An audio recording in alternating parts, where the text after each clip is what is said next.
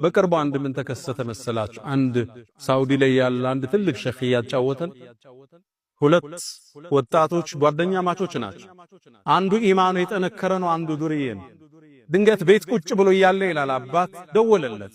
ናፈልግሃለሁ ለምን የሆነ ሰው አስቸግሮናል፣ ናማ አንድ እርምጃ ወስደንበት እንምጣ አለው። አባቱ ልውጣ ሲለው ልጄ ትሄዳለህ? መግሪብ ሰግዷል፣ ውዱእ አድርግ፣ ተዘጋጅ፣ መስጊድ እንሄዳለን። አይ አስቸኳይ ጠርቶኝ ነው ልመለሳል። ልጅ ሩጦ ወጣ። ያ መኪና ይዟል። ልጁ ጋር ደረሱ። እሱ ወርዶ እንኳን አልተጋጠመው። አንተ ወርደህ ምተዋል። ሲደባደቡ ያ ማሸነፍ ሲጀምር ይሄ በመስኮት ቢላ ሰጥ። ይሄ ወጣት ቢላውን ተቀብሎ ሲሰነዝር ትቦውን ይቆርጠዋል።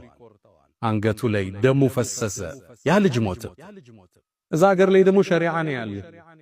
ሞት በሞት ነው የሚተካው። ይሄ ልጅ የሞት ፍርድ ተፈርዶበት እስር ቤት ገባ። ይሄን በስተት ነውና የተፈጠረው ሸምግል ተብሎ ይሄ ሸኻችን ሄደ እስር ቤት። ወጣቱን ልጅ አየውታል። ምስኪን ነበረ። ጓደኛን ያሳሳት 2 ዓመት ሙሉ እስር ቤት ውስጥ ነው ትምህርት አቋርጦ ቁርአን አቋርጦ። እዛ ውስጥ ገብቶ ግን ቁርአን ሐፈዘ።